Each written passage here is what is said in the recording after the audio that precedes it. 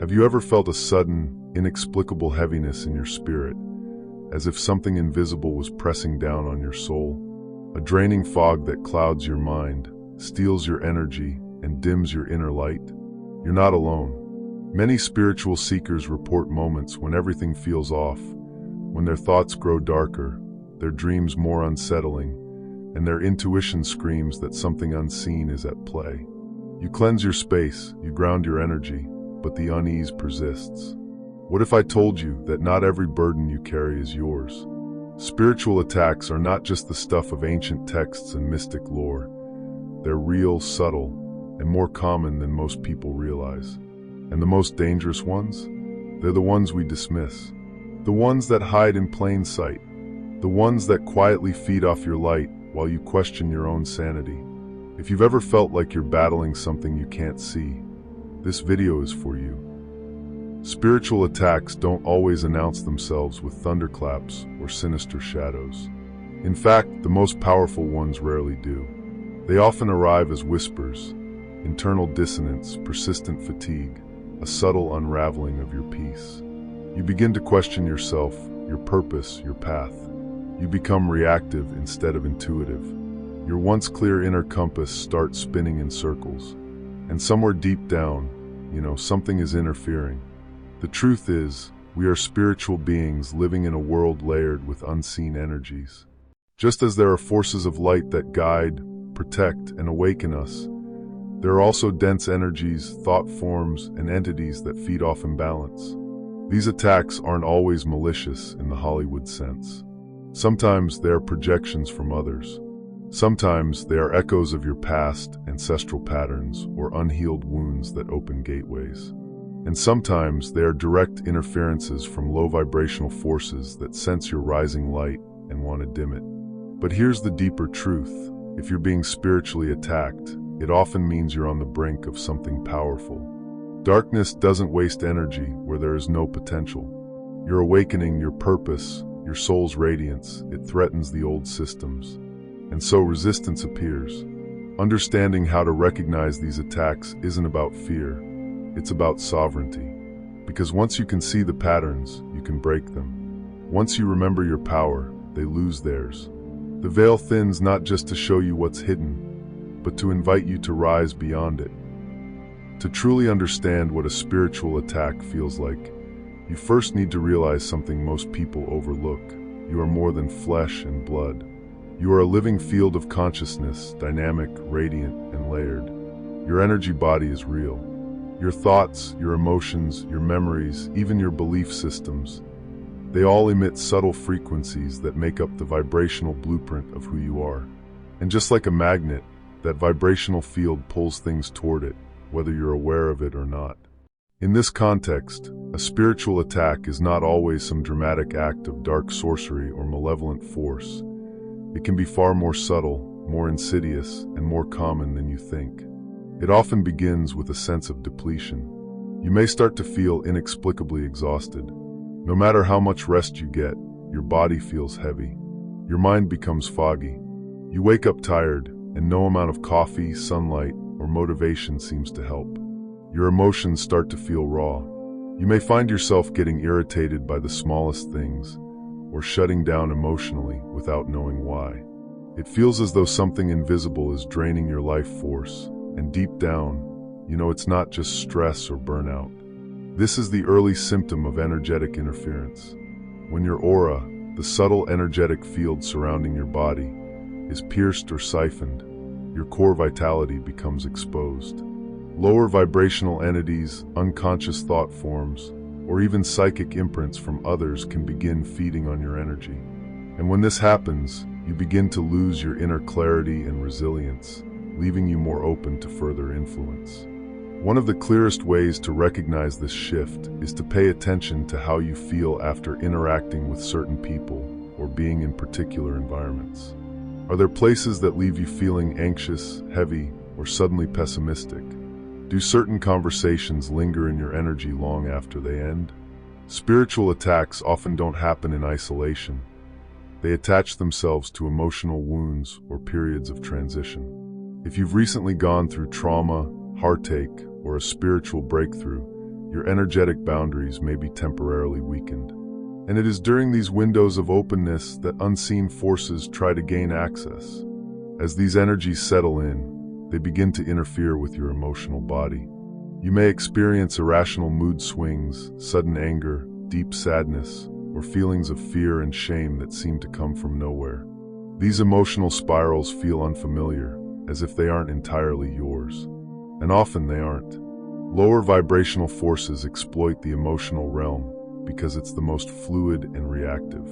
They latch onto unresolved traumas and amplify them like a feedback loop. Something that would have been a mild annoyance becomes an emotional explosion. You replay old memories. You hear a voice in your mind telling you that you're unworthy, unlovable, or doomed to fail. But that voice doesn't sound like your true self. It feels foreign, invasive, and exhausting. When these emotional attacks persist, your ability to manifest begins to distort. Suddenly, everything you try to create meets resistance. Your plans fall apart. People misunderstand your intentions. Synchronicities that once guided your path disappear, and instead, chaos takes their place. It feels as if the universe is no longer responding to you. But the truth is, your energetic signal is being jammed. Spiritual attacks often aim not just to steal your energy, but to interrupt your alignment with divine flow. When your vibrational field is clouded, your intentions become scrambled, and the universe can no longer hear you clearly. It isn't punishing you. It simply can't translate your disrupted frequency into manifestation. What's even more painful is the subtle disconnection that follows. Your spiritual practices may begin to feel empty. You meditate, but hear nothing. You pray, but feel abandoned. You reach for the divine and are met with silence. This is often the most dangerous stage of a spiritual attack, because it convinces you that you are alone. And when you feel alone, you begin to question everything. Your beliefs, your purpose, your worth. The spiritual numbness that creeps and makes you forget who you are. And that is exactly the goal of these forces, to sever your connection to Source, because the most powerful version of you is the one who remembers they are never separate from the divine. But even in the deepest confusion, a small light remains. Reconnection begins the moment you sit in silence, not to seek an answer, but simply to be. When you light a candle and breathe slowly, you're not just calming your mind, you're signaling to the spiritual realm. I remember who I am. And in that moment, the distortion begins to weaken. You do not have to feel strong to reclaim your energy. You only need to remember that your spiritual sovereignty cannot be taken. It can only be forgotten. And you now are beginning to remember again. There's something deeply unsettling about being under spiritual attack, and yet, so few people talk about it in a way that makes you feel seen. It's not just about fear or fatigue or confusion. It's about the aching loneliness that creeps in when you can no longer feel your own light. When your mind becomes a battlefield, when your dreams turn chaotic, when the things that once made you feel alive now feel empty, it's easy to believe you've done something wrong, that you've failed somehow, that maybe you've lost your connection to the divine for good. But let me tell you something that no one tells you when you're in the depths of it. The fact that you're even noticing this shift means your soul is still awake. You're not lost, you're being awakened to something hidden. Spiritual attacks don't happen to those who are numb and unawakened. They come for the ones who carry light, the ones who are healing ancestral wounds, the ones who are remembering who they are. You may feel like you're breaking, but in truth, you're being shown where your energy still leaks, where your soul still needs your protection, your love, your attention. And it's okay to grieve the confusion, to cry for the clarity that once felt so close.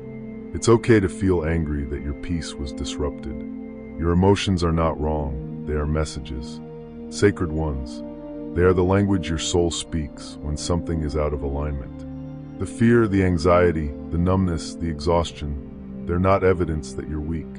They're proof that your spirit is still trying to speak to you through the noise. In moments like these, gentleness becomes your armor. You don't have to fight your way back to the light. You only have to sit with yourself in honesty. You only have to say, something doesn't feel right, and I'm ready to listen. The healing begins there. not with dramatic rituals or instant breakthroughs, but with your willingness to be present with your pain without letting it define you. There is a quiet kind of power that lives in you, even now. It's the same power that made you seek answers. The same force that led you here to this message. The same inner knowing that whispered, something deeper is happening. That power isn't gone. It's just waiting for you to notice it again. No spiritual attack is stronger than your remembrance. No shadow is greater than your light once it's fully reclaimed. You are not broken. You are being shown where to take your power back.